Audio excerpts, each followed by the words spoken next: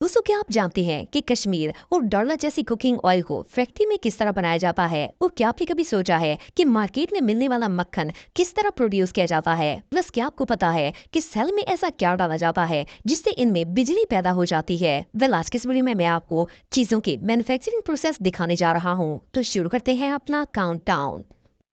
Television. दोस्तों, अगर TV की बात की जाए तो ये हर घर में ही मौजूद होता है। ये दुनिया के सबसे ज्यादा सेल होने वाले इलेक्ट्रॉनिक प्रोडक्ट्स में से एक है। आपको जानकर हैरानगी होगी कि दुनिया में हर साल 200 मिलियन से भी ज्यादा टीवी खरीदे जाते हैं। लेकिन क्या आपने कभी सोचा है कि जिस डिवाइस पर हम घर बैठे पूरी दुनिया को देखते हैं, इसे बनाया कैसे जाता है? वेल, ये जो वीडियो आप देख रहे हैं, इसमें एक एलसीडी टेलीविजन फैक्ट्री के अंदर बनते हुए दिखाया जा रहा है। फर्स्ट ऑफ ऑल तो अगर एलसीडी के स्क्रीन की बात की जाए तो इसे लिक्विड क्रिस्टल से बनाया जाता है। ये एक तरह का कांच होता है जिसे मेल्ट करके फ्लैट स्क्रीन की शेप दी जाती है। स्क्रीन बनाने के लिए इस क्रिस्टल की दो शीट्स लगाई जाती हैं। इनमें से पहली इंटरनल शीट होती है जिसके ऊपर टीवी के पार्ट्स को फिक्स किया जाता है। इसके ऊपर छोटे छोटे सेल्स फिक्स होते हैं जिन्हें पिक्सेल्स कहते हैं, और इसके अलावा लाखों के हिसाब से ट्रांजिस्टर पीसेस भी लगाए जाते हैं। इसके बाद बारी आती है स्क्रीन की दूसरी शीट की। वेल, इस शीट पर करोड़ों की तादाद में रेड और ब्लू कलर के सब पिक्सेल्स लगाए जाते हैं। इन्हें कलर फिल्टर्स भी कहा जाता है। इन कलर फिल्टर्स की मदद से ही हमें टीवी की स्क्रीन पर पिक्चर नजर आती है। इसके बाद पहली वाली ग्लास शीट पर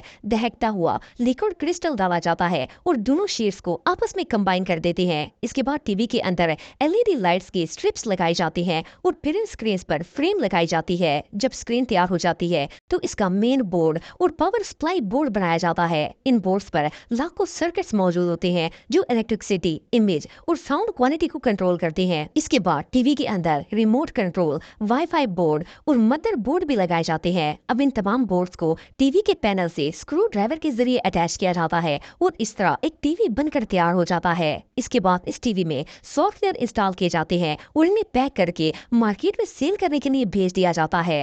जीन्स। दोस्तों, डेनिम पैंट्स, जिन्हें हम जीन्स भी कहते हैं, इन्हें हर कोई ही इस्तेमाल करता है। लेकिन क्या आपको पता है कि ये जीन्स फैक्ट्री में किस तरह बनाई जाती है? वेल, ये जो वीडियो आप देख रहे हैं, इसमें एक टेक्सटाइल मिल के अंदर जीन्स बनाने का पूरा प्रोसेस दिखाया जा रहा है। फर्स्ट ऑफ ऑल तो मैं आपको बताता चलूं कि ये पैंट्स प्योर कॉटन फैब्रिक से बनाई जाती है और जिस कॉटन से इन पैंट्स को तैयार किया जाता है इसे डेनिम कहते हैं। जब ये रॉ कॉटन फैक्ट्री में आता है तो सबसे पहले इसका धागा बनाया जाता है। लेकिन ये धागा क्योंकि व्हाइट कलर का होता है तो इसे जीन्स का कलर लाने के लिए इसे ब्लू डाई किया जाता है। जब ये थ्रेड डाई होने के बाद अच्छी तरह खुश्क हो जाता है तो इसे फैब्रिक बनाने के लिए मशीन पर चढ़ा देते हैं। आपने अक्सर नोट किया होगा कि जीन्स में ब्लू कलर के साथ साथ व्हाइट कलर का भी हल्का सा टच होता है। इसकी रीजन ये है कि इस मशीन पर ब्लू धागे के साथ साथ व्हाइट थ्रेड को भी मिक्स किया जाता है ताकि पैंट के कलर को मजीद अट्रैक्टिव बनाया जा सके। इसके बाद मशीन इस थ्रेड से बुनाई करके जीन्स फैब्रिक तैयार करती है। आप बिलीव नहीं करेंगे कि ये फैक्ट्री एक हफ्ते के अंदर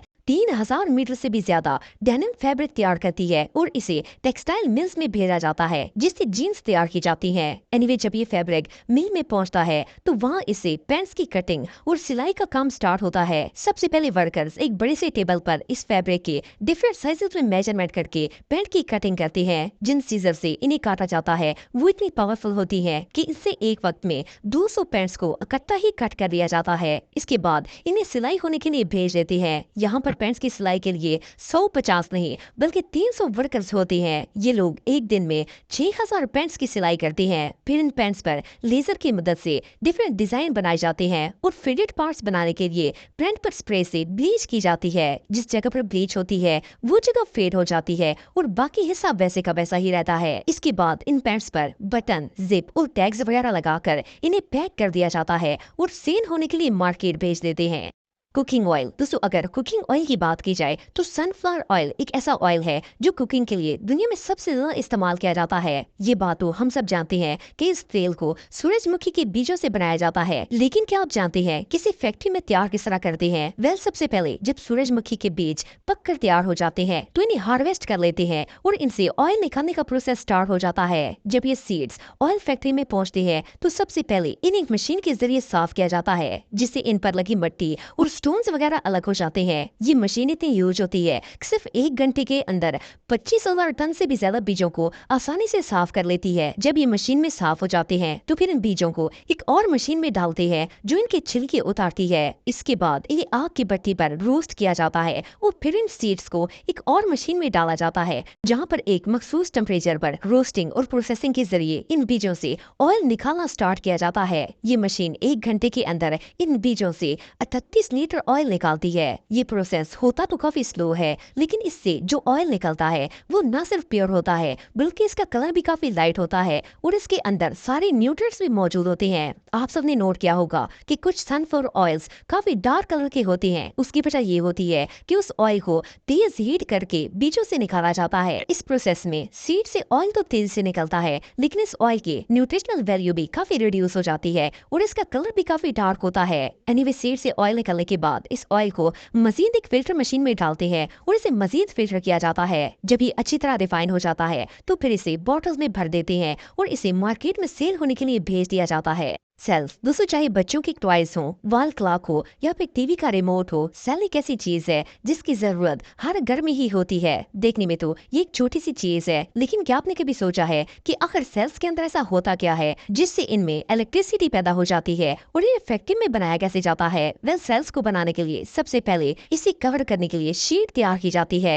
ये शीट जिंक से बनाई जाती है। इसके लिए सबसे पहले जिंक की शीट को मशीन के जरिए सिलेंडर शेप में कट किया जाता है। इन्हें जिंक सिलेंडर्स भी कहा जाता है। जब ये जिंक सिलेंडर्स तैयार हो जाते हैं तो फिर इनमें सेल का मटेरियल डालने की बारी आती है। इस मटेरियल को डालने से पहले इन जिंक मोल्ड्स को कन्वेयर बेल्ट पर चढ़ाते हैं ताकि तरतीब से एक एक करके इन मोल्ड्स के अंदर फिलिंग की जा सके। इसके बाद ये conveyor belt in zinc cylinders को फिलिंग के लिए ले जाता है। यहाँ इन सिलेंडर्स के अंदर मैग्नीज डाइऑक्साइड और कार्बन का पाउडर भरा जाता है। असल में कार्बन के अंदर पॉजिटिव इलेक्ट्रॉन्स होते हैं जो इलेक्ट्रिसिटी को कंडक्ट करते हैं और इस तरह सेल के अंदर करंट इजीली पहुंच जाता है। जब ये सेल्स अंदर से अच्छी तरह फिल हो जाते हैं तो इसके बाद इन पर कैप्स लगाने के लिए इन्हें एक और मशीन की तरफ ट्रांसफर किया जाता है। यहाँ सेल्स के ऊपर वाले हिस्से पर मेटल का कैप लगाया जाता है और इसे बंद करते हैं। इसी तरह सेल के नीचे वाले हिस्से को भी कवर लगाकर बंद किया जाता है। इसके बाद इन पर कंपनी के कवर्स लगाने की बारी आती है। ये कवर्स भी एक मशीन की मदद से बारी बारी इन सेल्स पर पेस्ट किए जाते हैं और इस तरह सेल बनकर तैयार हो जाता है। आपको जानकर हैरानगी होगी कि ये सेल बनाने वाली कंपनी एक दिन के अंदर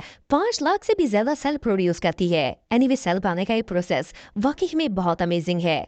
बटर दोस्तों, मक्खन एक ऐसी चीज है जिसे हर घर में ही इस्तेमाल किया जाता है। ये बात तो हम सब जानते हैं कि मक्खन दूध से बनता है और इसे बनाने के लिए सबसे पहली चीज दूध के अंदर मौजूद मिलाई होती है। असल में मक्खन इसी मिलाई से तैयार किया जाता है। जब ये दूध फैक्ट्री में पहुंचता है तो एक पंप के जरिए इस दूध को एक ह्यूज ब्लेंडर में डाल दिया जाता है। ये ब्लेंडर इतनी तेज से घूमता है कि दूध और मिलाई दोनों अलग अलग हो जाते हैं। फिर इस मिलाई को बटर प्रोड्यूस करने के लिए यूज किया जाता है और जो दूध बच जाता है इसे लो फैट मिल्क कहते हैं, क्योंकि इसमें सारा फैट क्रीम की सूरत में निकल जाता है। बटर बनाने के लिए सबसे पहले मिलाई को बड़े बड़े टैंक्स में डालकर 15 से 20 डिग्री पर पकाते हैं और फिर इसे ठंडा कर लेते हैं। इस प्रोसेस से न सिर्फ क्रीम का कलर चेंज हो जाता है बल्कि ये थिक भी हो जाती है। इसके बाद इस क्रीम को एक ह्यूज रोटेटिंग मशीन में डालते हैं। इस मशीन का ढक्कन इस तरह बंद किया जाता है कि इसमें कहीं से भी हवा नहीं जाती। इस मशीन के अंदर एक वक्त में 15,000 लीटर मिलाई डाली जाती है। ये मशीन इतनी तेज से रोटेट करती है कि इसके अंदर दूध की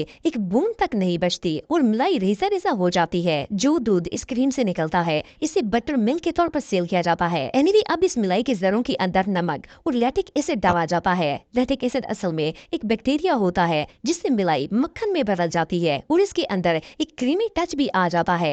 इसके बाद मशीन के जरिए इस मक्खन को कट करके जार्स में पैक करते हैं और मार्केट में सेल होने के लिए भेज दिया जाता है।